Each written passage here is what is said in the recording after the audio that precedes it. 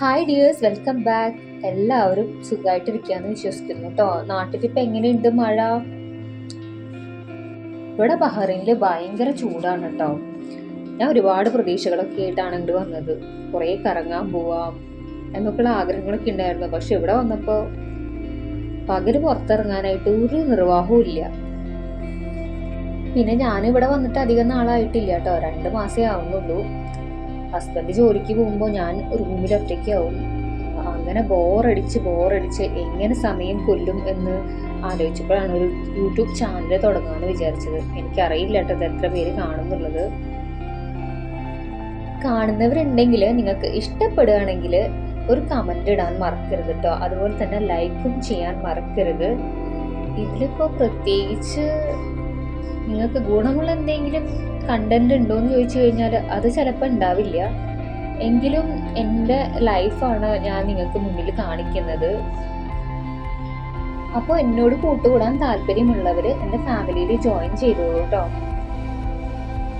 Anyway, thanks a lot my dear subscribers. നിങ്ങൾ എനിക്ക് വളരെ വിലപ്പെട്ടവരാണ്. ഞാൻ ഇന്നലെ എൻ്റെ ശ്രീലങ്കൻ സ്റ്റോറി എന്ന് പറഞ്ഞിട്ട് ഒരു വീഡിയോ അപ്ലോഡ് ചെയ്തിട്ടുണ്ടായിരുന്നു കേട്ടോ. അത് കാണാത്തവരുണ്ടെങ്കിൽ ഒന്ന് പോയി കണ്ടോളൂ. ഞാൻ കുറച്ച് നാള് ശ്രീലങ്കയിൽ ഉണ്ടായിരുന്നു, അതുപോലെ തന്നെ ദുബായിലും ഉണ്ടായിരുന്നു. അത് കഴിഞ്ഞിട്ട് കഴിഞ്ഞ ഒരു 3-4 വർഷങ്ങളായിട്ട് നാട്ടിൽ തന്നെയായിരുന്നു കേട്ടോ. അപ്പം എൻ്റെ ശ്രീലങ്കൻ ജീവിതത്തിൽ എനിക്ക് ഒരുപാട് നല്ല നല്ല ഓർമ്മകളുണ്ട്. അപ്പം എനിക്കത് നിങ്ങളായിട്ട് ഷെയർ ചെയ്താൽ കൊള്ളാമെന്നുണ്ട്. അപ്പോൾ അതിൻ്റെ ഒരു 2ാമത്തെ പാർട്ടായിട്ട് ഞാൻ ബാക്കി സ്റ്റോറി ഇന്ന് പറയാം കേട്ടോ.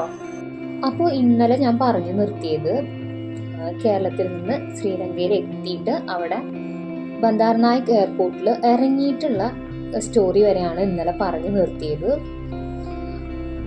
അപ്പോൾ ബാക്കി ഭാഗമാണ് കേട്ടോ എന്ന് പറയുന്നത്.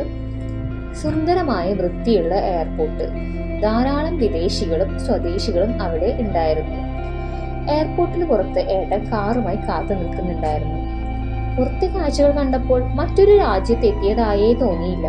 നിറയെ വാഴകളും പുൽനിറഞ്ഞ വയൽ പോലെ തോന്നിക്കുന്ന സ്ഥലങ്ങളും പുഴകളും എല്ലാം അവിടെ ഉണ്ടായിരുന്നു.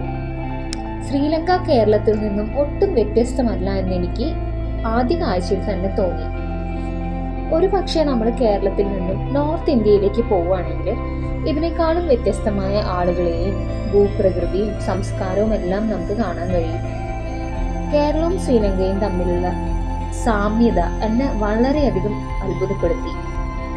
എന്റെ സങ്കല്പത്തിലെ ശ്രീലങ്ക ഇങ്ങനെയല്ലായിരുന്നു കേട്ടോ. നിറയെ ദ്വീപുകളും ബീച്ചുകളും വിദേശികളും ഒക്കെയുള്ള ഒരു ശ്രീലങ്കയായിരുന്നു എൻ്റെ സ്വപ്നങ്ങളിൽ ഉണ്ടായിരുന്നത്. അങ്ങനെ ഞങ്ങളുടെ കാറ് പതിയെ ഗ്രാമപ്രദേശത്ത് നിന്ന് നഗരത്തിലേക്ക് പ്രവേശിച്ചു. തിരക്ക് കൂടി വന്നു. അങ്ങനെ ഞങ്ങൾ നേരത്തെ കാണിച്ച അഡ്രസ്സ്, അതായത് കഴിഞ്ഞ വീഡിയോയിൽ പറഞ്ഞ അഡ്രസ്സ്, ഹരിണി അഗ്നിമാന എലിയറ്റ് പ്ലേസ്, കൊളംബോ എന്ന അഡ്രസ്സിലുള്ള വീട്ടിലെത്തി. കൊളംബോ നഗരത്തിന്റെ മധ്യഭാഗത്ത് തന്നെ സ്ഥിതി ചെയ്യുന്ന പഴക്കം ചെന്ന ഒരു ഇരുനില വീട്. കണ്ട പാടെ എനിക്ക് വളരെ ഇഷ്ടപ്പെട്ടു കേട്ടോ. വളരെ പഴക്കമുണ്ടെങ്കിലും കാഴ്ചയിൽ തന്നെ ഒരു പ്രൗഢി ഉണ്ടായിരുന്നു. ഇഷ്ടിക കൊണ്ട് നിർമ്മിച്ച ആ വീടിന് 2 ഗേറ്റുകൾ ഉണ്ടായിരുന്നു. വീടിന്റെ 1ാം നിലയിൽ നിറയെ ബൊഗൈൻവില്ല ചെടികളും വള്ളിച്ചെടികളും അടീനിയവും ഒക്കെ ഉണ്ടായിരുന്നു. പൊതുവെ ചെടികളോട് എനിക്ക് പണ്ടേ പ്രിയമായിരുന്നു. അതുകൊണ്ട് തന്നെ ഈ വീട് കണ്ടപ്പോൾ തന്നെ എനിക്ക് ഭയങ്കര ഇഷ്ടമായിട്ടോ. വീട് ഇഷ്ടപ്പെടാനായിട്ട് മറ്റൊരു കാരണം കൂടി ഉണ്ട് കേട്ടോ. നമ്മൾ മാധവിക്കുട്ടിയുടെ കഥകളിലൊക്കെ വായിച്ചിട്ടില്ലേ കൊൽക്കട്ടയിലെ വീടിനെ പറ്റി? ഈ വീട് കണ്ടപ്പോൾ എനിക്ക് ആ കഥകളിലെ വീട് പോലെയാണ് തോന്നിയത്. അങ്ങനെ ഗേറ്റ് കടന്ന് ഞങ്ങൾ പതിയെ അകത്തേക്ക് കടന്നു. വീടിന്റെ കാർ പോർച്ചില് ഒരു പഴഞ്ചൻ കാറ് കിടക്കുന്നുണ്ടായിരുന്നു. പുറമേ നിന്ന് കാണുന്ന ഭംഗി ഗേറ്റിനകത്ത് കടന്നപ്പോൾ എനിക്ക് തോന്നിയില്ല കേട്ടോ. ആ വീടിന്റെ ഫസ്റ്റ് ഫ്ലോറിലായിരുന്നു കേട്ടോ ഞങ്ങളുടെ റൂം ഉണ്ടായിരുന്നത്. അപ്പം അതുകൊണ്ട് തന്നെ കാറിന്റെ പുറകിലുള്ള ഗോവണിയിലൂടെ സ്റ്റെയർ കേസിലൂടെ ഞങ്ങൾ പതുക്കെ മുകളിലേക്ക് കയറാൻ തുടങ്ങി. അപ്പോഴുണ്ടടാ ഒരു ഭീമാകാരനായ ഒരു പട്ടി കുറച്ചുകൊണ്ട് ഞങ്ങളുടെ മുന്നിലേക്ക് ചാടി. എന്റെ നല്ല ജീവൻ അപ്പൊ തന്നെ പോയിട്ടോ. ഈ പട്ടിയുടെ കുര കേട്ടിട്ട് നമ്മുടെ വീട്ടുടമസ്ഥനായ ഗാമിനി അഗ്നിമാന എന്ന 50 വയസ്സ് തോന്നിക്കുന്ന ഒരു മനുഷ്യൻ മുഷിഞ്ഞ വസ്ത്രം ധരിച്ച് ഞങ്ങൾക്ക് മുന്നിൽ പ്രത്യക്ഷപ്പെട്ടു.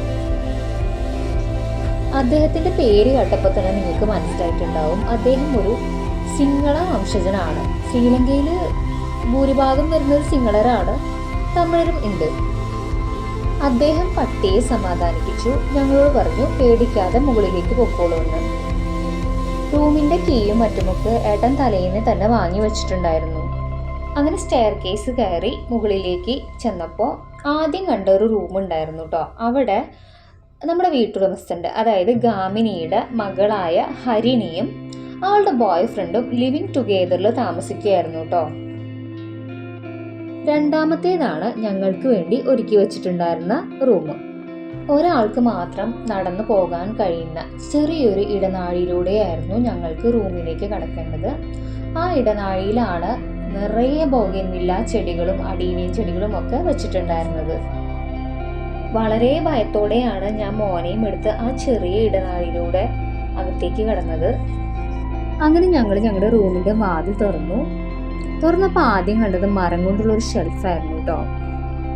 അത് ചൂണ്ടിക്കാട്ടിയ ഏട്ടൻ എന്നോട് പറഞ്ഞു, ഇത് ഗാമിനിയുടെ ലൈബ്രറി ആയിരുന്നു. സാമ്പത്തിക ബുദ്ധിമുട്ട് കാരണം മുകളിലത്തെ ഈ റൂം നമുക്ക് റെന്റിന് തന്നതാണെന്ന്. അപ്പൊ ഞാൻ ശരിക്കും ഒന്ന് ഞെട്ടിട്ടോ. ഇനി മുതൽ ഈ ലൈബ്രറിയിലാണോ ഞാൻ താമസിക്കാൻ പോണേ എന്നോർത്തിട്ട്. അപ്പോൾ കഥ ഇവിടെ വെച്ച് നിർത്തുകയാണ്. നിങ്ങൾക്ക് ഇഷ്ടപ്പെട്ടിട്ടുണ്ടെങ്കിൽ കമന്റ് ഇടണം. ബാക്കി ഭാഗം വേണമെങ്കിലും പറയണം കേട്ടോ. Thank you.